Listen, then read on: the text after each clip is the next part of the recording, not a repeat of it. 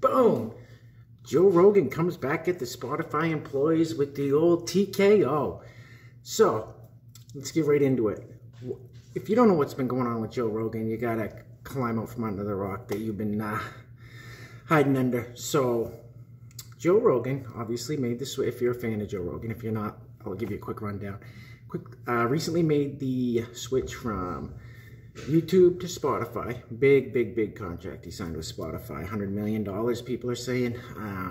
So, Joe Rogan said from the beginning his content would not be censored. They wouldn't, put a leash on him and try to stop him from having certain guests on, try to stop him from talking about different subjects. It's going to be all the same. Nothing would change. It would just be Spotify that would be hosting his content instead of him having it on YouTube. So, there's been a ton of controversy about it in the past month or so. And what the controversy is the Spotify employees are having a little uprising at Spotify, talking about how they don't like the content that Joe Rogan's been talking about, calling him transphobic, and they're just calling him all kinds of nonsense, saying all this stuff about him that isn't true. If you know anything about Joe Rogan and you've watched any of his podcasts, Joe Rogan is the kind of guy that he'll take anybody, he'll come bring anybody into his podcast and sit down and have an open dialogue. He loves to hear others' opinions. He loves to, he's just all about free speech, regardless of what your ideologies or what your viewpoints are on certain things, what your beliefs are. He just loves having that open dialogue and that free speech to be able to talk about whatever you want. And, he's had some really controversial people on his show. Controversial depending on who you are. Alex Jones, Maya Yiannopoulos, Gavin McInnes, Proud Boys founder. And so a big thing was a lot of these episodes didn't get over from YouTube into the Spotify catalog when he started shifting, making the migration over to Spotify. And there were specific, mostly right-wing people, people on the right that didn't make the migration over. So a lot of people were saying, okay, there's a start of the censoring from Spotify. So, and Joe said that it was a glitch, some kind of glitch that happened, and that's why those specific episodes didn't make it over. Now, a lot of people think that he's not being honest about it, upfront about it. I personally don't know. It'd be nice for Joe to come out and say, listen, this is why the episodes haven't made it over. Apparently, I think I heard something about those episodes are going to stay on YouTube. I don't know. We'll see what happens with that. But anyway, he's had some guests on that talked about transgenders, and he said some things about Caitlyn Jenner, sorry, my bad. And, the people at Spotify, all the woke employees at Spotify running around with their blowing purple hair up in arms about it. God, they, they're for free speech as long as it's the speech that they believe in. If it's anything that goes against their beliefs and their ideologies, like, God, you can't say that. We got to put a kibosh on that. We got to censor this guy talking all this hate speech. And if you ever watched any Joe Rogan episodes, Joe Rogan podcasts, he's not a hateful person. He doesn't spew hate speech. Excuse me. It's all nonsense. These people, this is just an indication of the generation that is running around the streets, burning buildings down, making all these absurd claims about what this country is and who these people are and what the police do. It's the same people that are in the middle of this uprising that are calling for the censoring of Joe Rogan.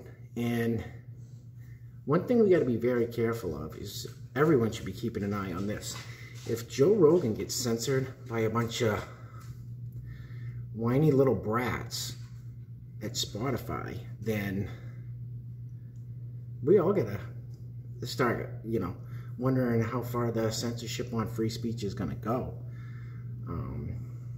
People should love whether they like Joe Rogan or not, they should love his podcast and how the guests he has on and the open dialogue and all the different viewpoints that come in and out of there. And he's a very smart guy. He says he's an idiot on his podcast. He's a very smart guy, very motivational guy. I mean, so whether you like Joe Rogan or not, you should, you know, that podcast is a great platform of free speech, what free speech stands for. Now, it's going to be very alarming if they start censoring Joe Rogan. So, the point of my video is Joe Rogan, after being quiet for so long and all the speculations of, well, they're censoring him, they're shutting him down, these episodes aren't making it over, he's not going to have Alex Jones on anymore, he's not going to have Gavin, he's not going to have his boys on there anymore, Joey Diaz is done, you know, the Spotify's employees don't want these controversial people on there.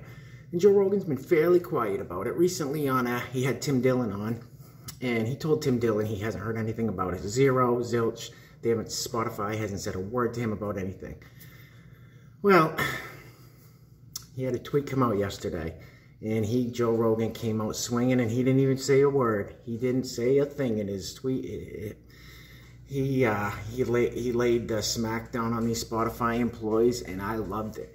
And what he did was he retweeted a video, a YouTube video that JP Sears made about Spotify employees complaining about Joe Rogan, and it is the funniest. I watched it before Joe Rogan tweeted that, and it was absolutely hysterical. It's so great for Joe Rogan to retweet that, or to tweet that, put that on his Twitter page, is, you know, the Spotify employees are going to see it, and that was just him kind of, you know, low-key dissing them, but it really wasn't super low-key, and he dissed them hard, and he said, here, this is what I think of you Spotify employees trying to censor me. So, much props to Joe Rogan for coming back with that knockout punch after all these, you know, weeks and weeks of, you know, speculation that Joe Rogan's being censored, and they're finally putting, you know, a leash on him and muzzling him. And, he hit him back hard. I love it. I love it. I'm a big Joe Rogan fan. I was starting to get a little disappointed in him with some of the things that were going on.